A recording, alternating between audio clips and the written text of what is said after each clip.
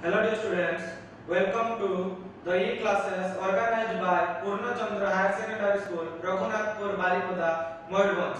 For more information about the college, you can contact the details provided below the screen. Thank you. So my dear students, in our previous lecture we have discussed about Lensmaker's formula, and the Lensmaker's formula is 1 upon f equals to mu minus 1 whole into 1 upon r1 minus 1 upon r2. Now my dear students, we will discuss a new topic, that is a prism. Okay, so in your 10th class or in 12th laboratory you have seen that what is a prism looks like. This is a glass prism. Okay, look that this is a glass prism having three plane surfaces. A glass prism has three plane surfaces. 1, 2, 3. These are three rectangular plane surfaces, but these two are opposite triangular plane surfaces. Got my point? So this is a glass prism. Okay, in your class 10 you have also seen what is a prism looks like and what is dispersonic prism. But now we are going to discuss about a different topic in prism. So my dear students, what is a prism? So here is the definition of prism. A prism is a wedge-shaped portion. What shape? Wedge-shaped. Wedge-shaped means V-shaped.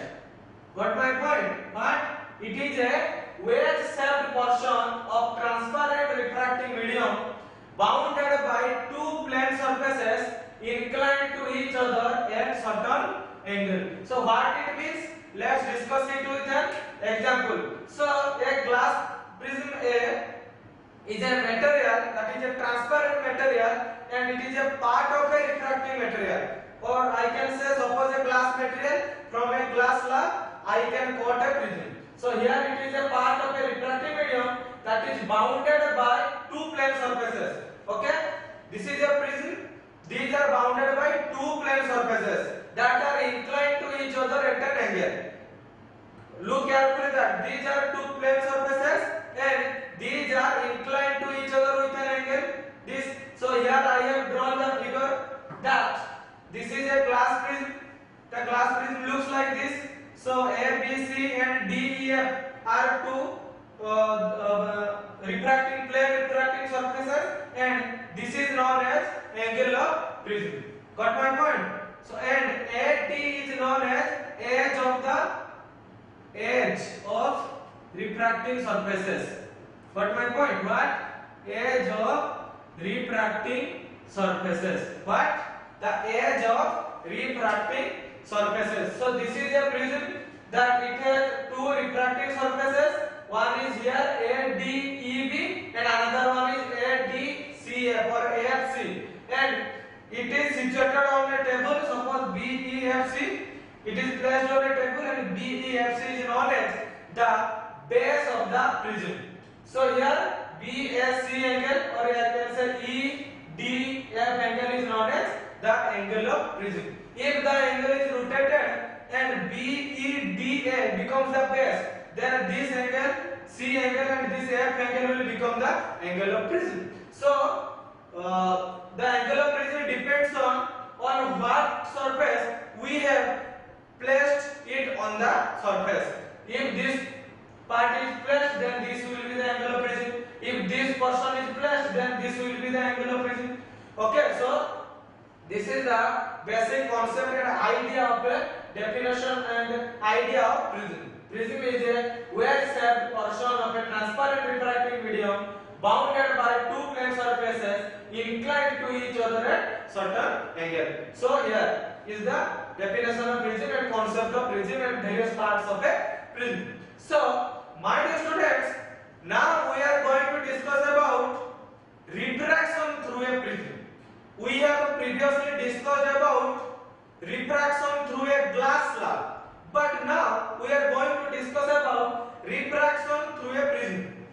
So it means whenever ray of light enters into a prism, what happens to the ray of light? Let's discuss it.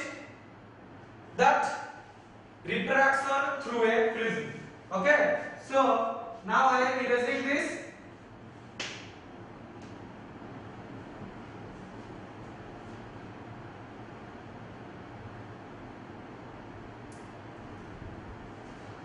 Now I am only going to figure the one face of the prism.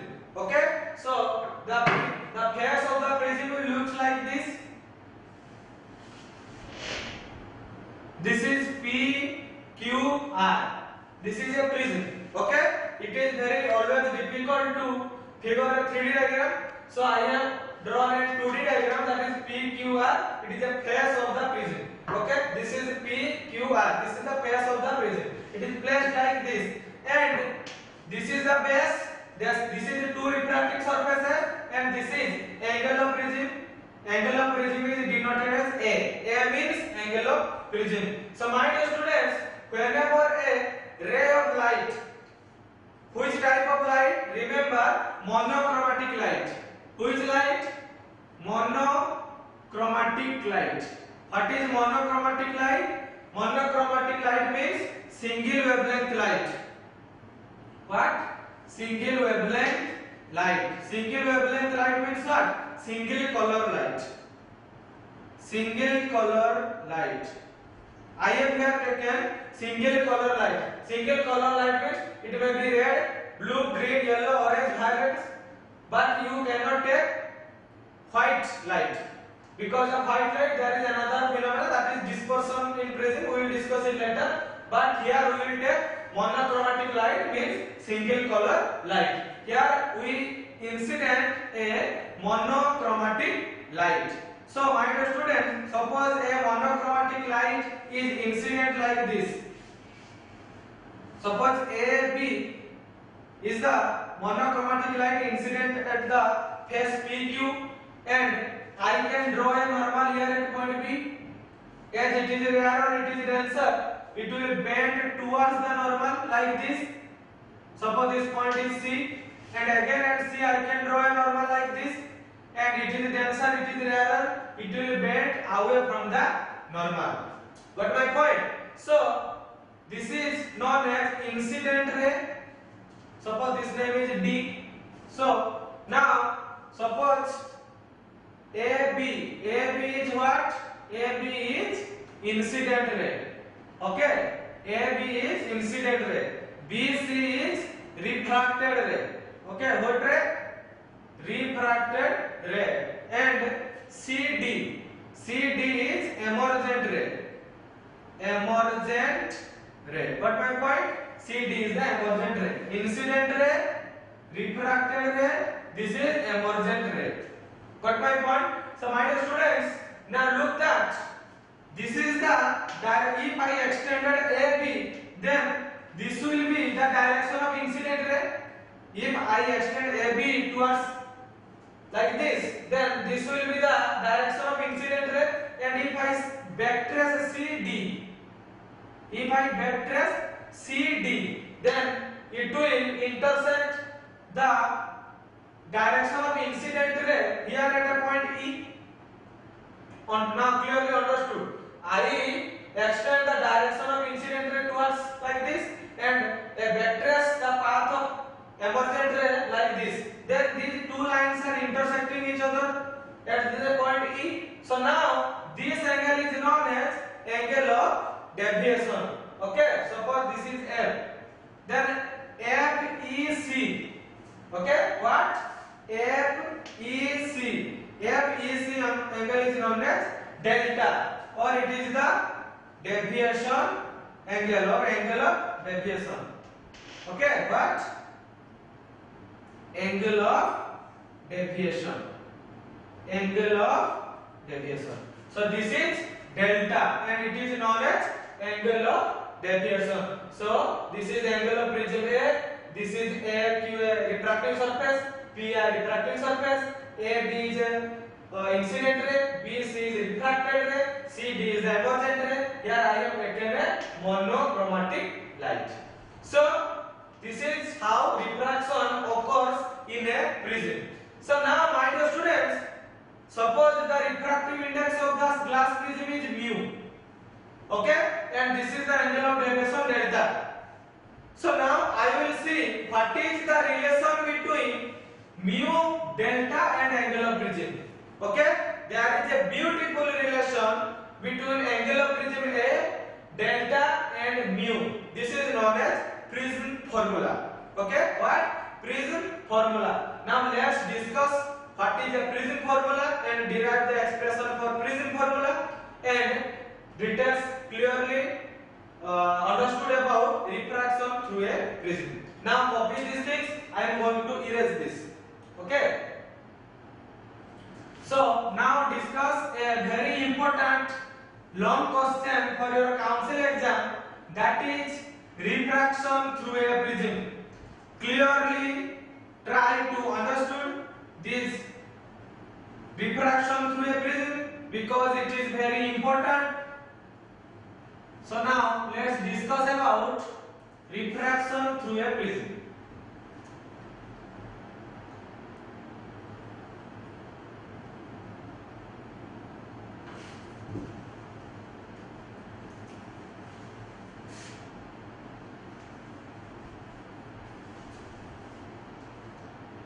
So let's start. That is refraction through a prism. Refraction through a prism. What is refraction through a prism? So now, in order to understand this, I am going to draw a ray diagram. That is, suppose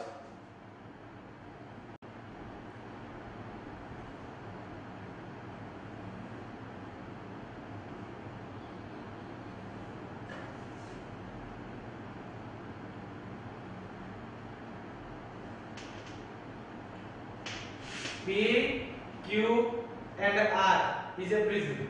Now this is the base and this is the angle of prism A. Okay? This is angle of prism A. Now a ray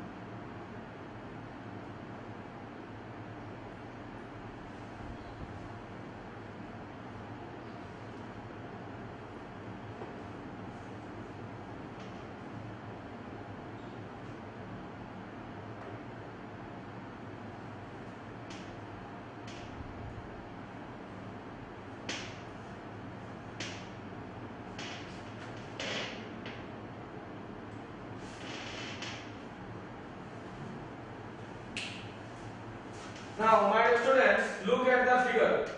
Clearly look at the figure. PQR is a glass prism. Okay? PQR is a glass prism. PQ and PR are two refracting surfaces. QR is the base, and here the angle QPR is the angle of prism A. So, my dear students, now I have taken a monochromatic light that is incident like this and strike PQ at point C.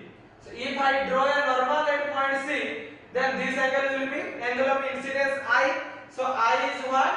I is angle of incidence. I is angle of incidence.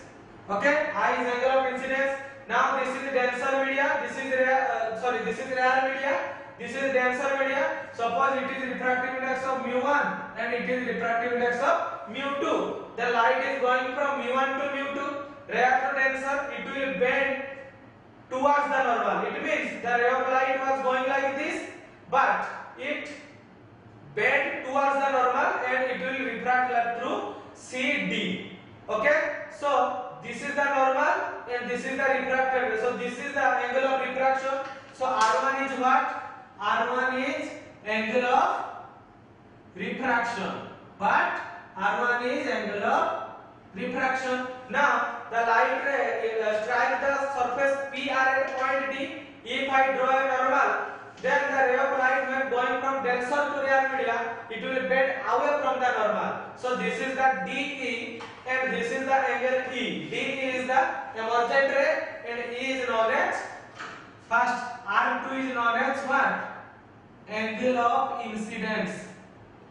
Angle of incidence at what? PR surface. Here it is angle of incidence in PQ surface. This is I P, angle of incidence at PQ surface. Here I have named R2 as angle of incidence at PR surface. Got my point? And E is the angle of emergence. E is known as angle of emergence. E is angle of emergence. A is what?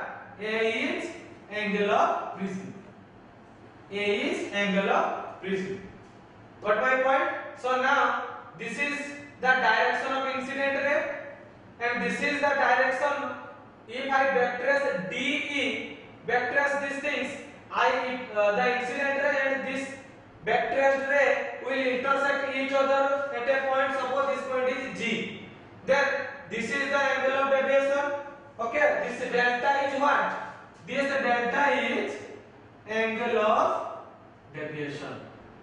I have previously discussed these things that I have erased here. This is angle of deviation delta. So delta is angle of deviation. It means this is a angle between angle of incidence and angle of emergence. So there is a deviation. So this deviation is delta or angle of deviation. So this is normal N1, suppose, and another one is normal N2. Okay, this is N1, this is N2. So my dear students, the normal N1 and BG, N1 and BG are intersecting each other.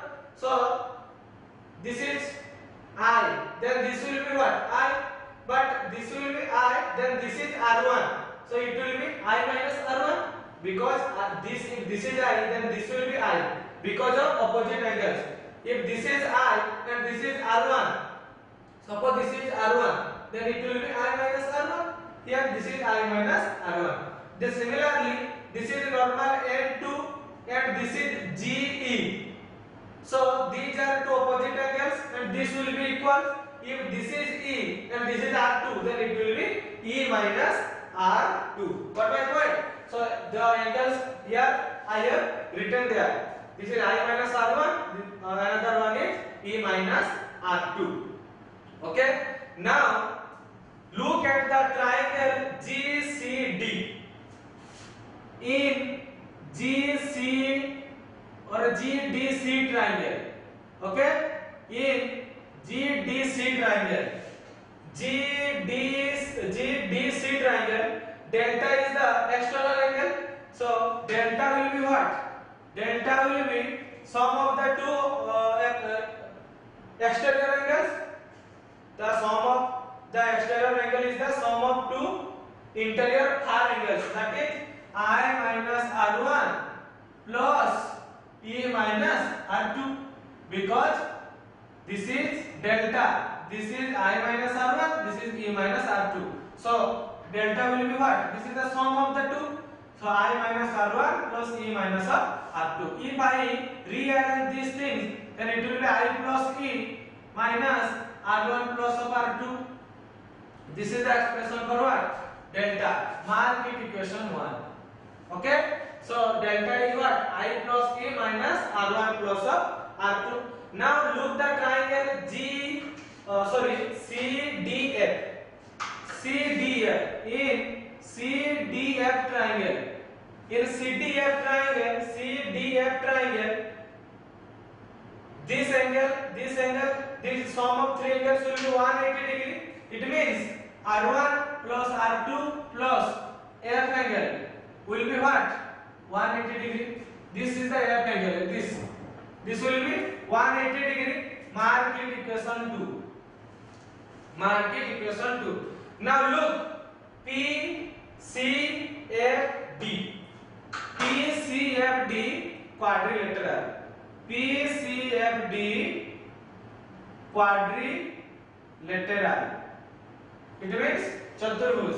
So PCFD in this quadrilateral, look that this is the surface, this is the normal. So this will be clearly 90 degree. Similarly, this will be 90 degree. We know that the sum of all the interior angles of a quadrilateral is 360 degree. So if this is 90 degree and this is 90 degree, then 90 plus 90 180. Then if I subtract from 360, then it will be 180. So the angle A and angle F will be added to give only 180 degree. My dear students, this is a quadrilateral. This is 90 degree. This is also 90 degree. Then the sum of these two angles will be what? 180 degree, because the sum is 360 degree. So in PCFD quadrilateral, I can write A plus angle A plus angle F will be 180 degree. Mark it equation 3. Now look equation 2 and equation 3. In equation 2 and 3, the RHS are saman. The RHS are they are same. The RHS are equals, so that you can find that the LHS are also equal, because the RHS are equal, so that the LHS will be equal. That is R1 plus R2 plus F angle equals to A angle plus F angle. Got my point? So if F angle will be cancelled, so it remains with A angle equals to R1 plus R2. What? A angle equals to R1 plus R2. Mark it equation 4. The A angle is R1 plus R2. Now put this value in equation 1. Put equation 4 in equation 1. Put equation 4 in 1. So it will give delta equals to I plus E minus of A. Similarly, I can write angle A or simply A. I plus E minus of A. So this is the equation. Okay. Mark it equation number 5. So here you find that the angle of deviation, okay, is depend on I and A. The angle of deviation depend on I and A. You can say that the angle of deviation also depend on E. You can write the angle of deviation, it depends on E, or you may not write, because if the angle of emergence or E is according to I, if I have written I, it indirectly understood that E is there. So you are not required to write that delta depends upon I, E and A. Okay? So here from equation 5 you can find, from equation 5 you can find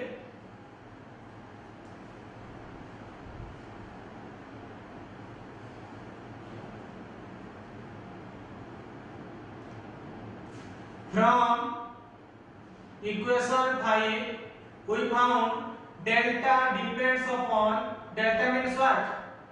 The angle of deviation. Delta depends upon first angle of incidence, angle of incidence, that is I, angle of prism, angle of prism, that is on A, because in delta expression there is AI, so delta depends on angle of incidence, angle of prism, also angle of emergence, as well as material of the glass, or I can say material of prism. Material of prism, in which this material is made. Material of prism as well as wavelength of incident light. Okay, wavelength of incident light. So these are the things that delta depends upon. Okay, delta depends upon I, A material of the prism, that is refractive index of the prism, wavelength of incident light. I have taken single wavelength light, so it will depend on the wavelength also. So this is delta and this is the dependence upon delta. So delta is clearly found that it depends on I. So my dear students, now it is the important time that delta depends upon I. So if I draw a graph between delta and I, okay, if I draw a graph between delta and I, so now I am going to draw a graph between delta and I. For this I am going to make a table for this. Suppose this is delta, this is I. Here I am taking delta and here I am taking delta. This is angle of incidence. So now delta is depends upon I, or I can say if this is I, if this is I, this will be delta. This is angle of incidence, this is delta. Okay, then I delta depends upon I. It means if I change angle of incidence, it means that angle of incidence is changed. It means suppose I is now ray of light is going like this. Okay, now ray of light is first ray of light is incident like this. Now it will incident like this. Again it will like this. So always look that the angle of incidence is changing. Okay, so if I change the angle of incidence, the delta will be automatically changed. It means I am now taking this incident ray, that incident ray, this. So I is continuously changing. Hence we will find delta. So in practically where I draw or we draw a graph between these things and make a table, the table looks like if suppose I is 35 degree, 38 degree, 41 degree, 44 degree, 47 degree, suppose 35, 38, 41, 44, 47. So I just increase the angle of incidence. So delta will be according to the angle of incidence. So delta I found that this is 46 degree. This is an example, not a concrete proof. This is an example. Suppose 35 I found delta 46. And at 38 I found it is 42. At 41 I found it 39 degree. What? 39 degree. And again 44 degree. What will happen? You think that the angle are decreasing, but in practice we found that at 44 degree the angle again increases to 44 degree. Okay. So at 47 degree it is suppose 48 degree. So it happens in practice. If you experiment this in laboratory, you will find these things. It is a practical finding. So if you are not going to make the experiment in the laboratory, you are not going to understand these things. But in laboratory you will find these things. Remember that at the angle of deviation, if the angle of incidence increasing continuously, then the angle of incidence deviation will increase, then a minimum value will be there, then after this again the deviation will be increases. So this is according to these 5 or 6 values, this 39 is least value, so this is known as delta m. What? Delta m, that is minimum deviation. What? Minimum deviation. So delta m is what? Minimum deviation. Okay? Minimum deviation. Delta m is what? Minimum deviation. So minimum deviation is taken at angle of where angle of incidence is 41 degree. So this is the condition of minimum deviation. If I draw a graph between I and delta from these values, I will find what? Suppose this is y, this is x, this is x axis, this is y axis. Here is the angle of incidence, here is angle of deviation delta. If I draw a graph, then the graph will look like this. Okay, the graph will look like this. It means at 35 degree it is 46. At 32 it is 42. At 41 it is 39. Again at 44 it is again increasing 44. So this is the graph of the table. Okay. So my dear student, this is if I draw a normal to here, then this point is known as angle of minimum deviation, that is delta m. This point is known as minimum deviation delta m, and this is the angle of incidence phi. So this is the finding from the graph. The graph will look like this because it is first decreasing to a certain value, and after this it is increasing. Okay, so this point is known as angle of deviation. So at angle of deviation, delta can be written as delta m because now we have attained the condition of minimum deviation. So now delta can be written as delta m, but delta can be written as delta m because at condition of minimum deviation. So I think you have already drawn these things or write these things. Now I am going to erase this.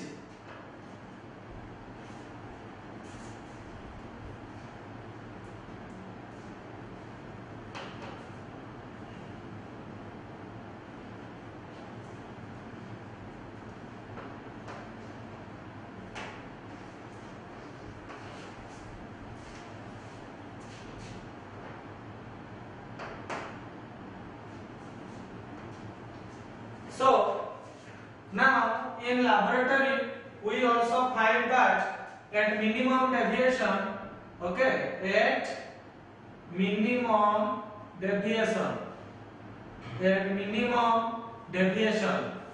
delta becomes delta m. Okay, it is found. Now delta can be written as delta m. If the prism is in minimum deviation condition, then delta can be written as delta m. And many more things also found that at condition of minimum deviation, I equals to E. Okay, in laboratory you will find that it is in just you have to remember these things. At condition of minimum deviation, I becomes equals with E. If I becomes equal with E, then you can write R1 equals to R2. Okay, if this is same, then it will be indirectly same.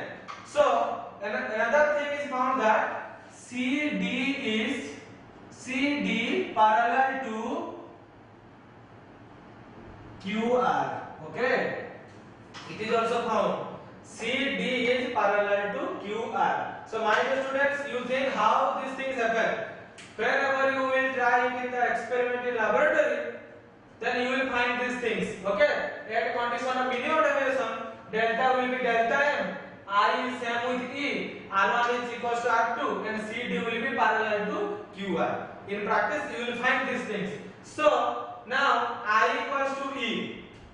So I can write it simply I. Let I equals to E. Simply I can take it I. R1 equals to R2, I can take it R. Suppose because these things are equal, I can write E as I, R1 and R2 as R. So my dear students, now look at this equation. Okay, in equation 5, this is delta equals to I plus E minus of A. Here you can put I.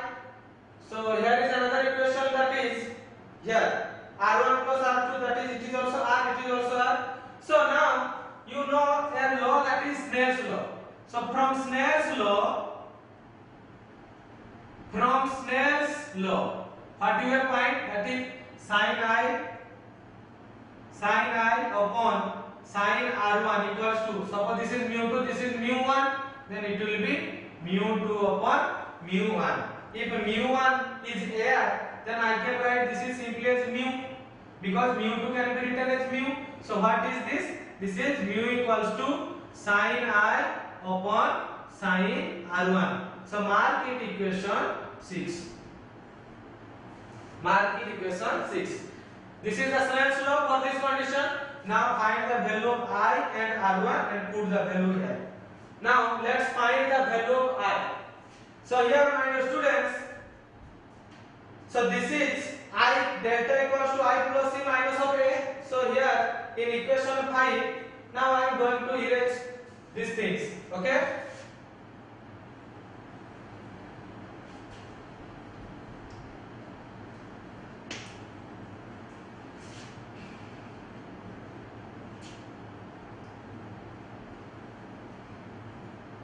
So in equation 5, from equation 5, what we will find?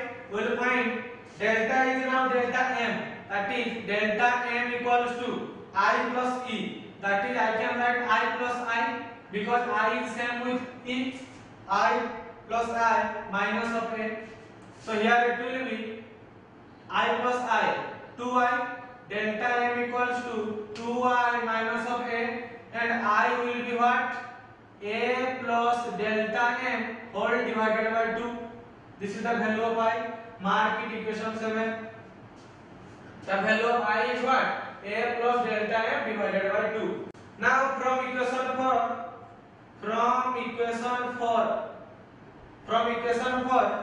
r plus r equals to what? A, because at minimum deviation r1 equals to r, r2, that is r plus r equals to a, then 2r equals to a and r equals to a upon 2. Mark it equation 8.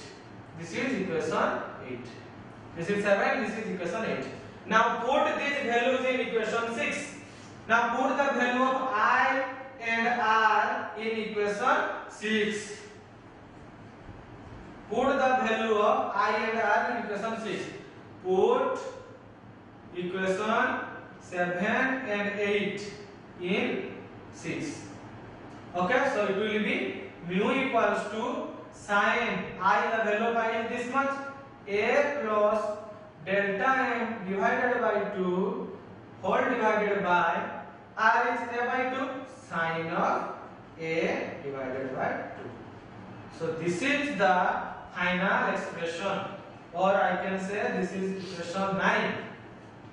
So this is equation 9 and this equation is known as Prism formula. What? Prism formula. This mu equals to sin a plus delta m by 2 whole divided by sin a by 2. This is known as Prism formula. So I have discussed that there is a beautiful relation between mu a and delta. So this is the relation and this relation is known as Prism formula. So this is the master formula. Okay, there is another formula can be derived from this. If this is very small angle, let's derive this. If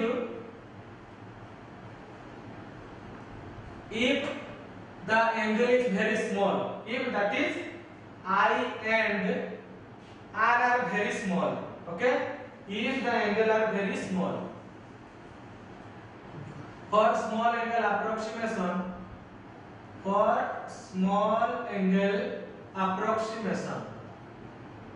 okay, for small angle approximation you can write sin a plus delta m by 2 as simply a plus delta m by 2 because you know that sin of theta nearly equals to theta.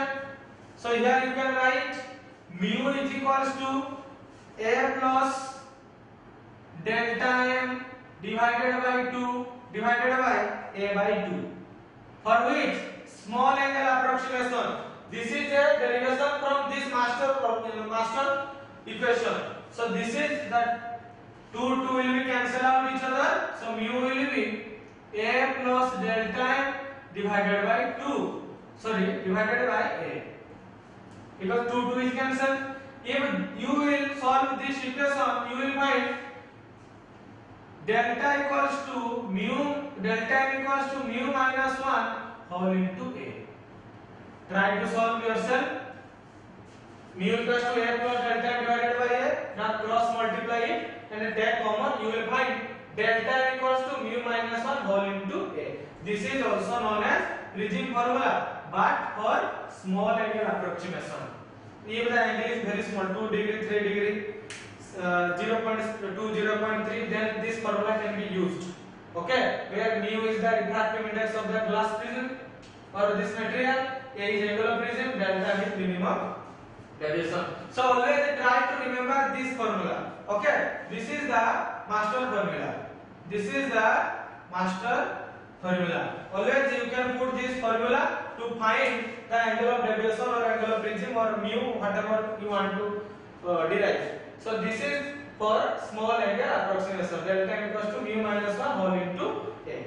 So my dear students, in today's class we have discussed about what is a prism, definition of prism, various torques associated with prism and refraction through a prism and the prism formula. Okay, these are the things that I have discussed today. For more clarification and doubts, ask me on the comment box. Thank you.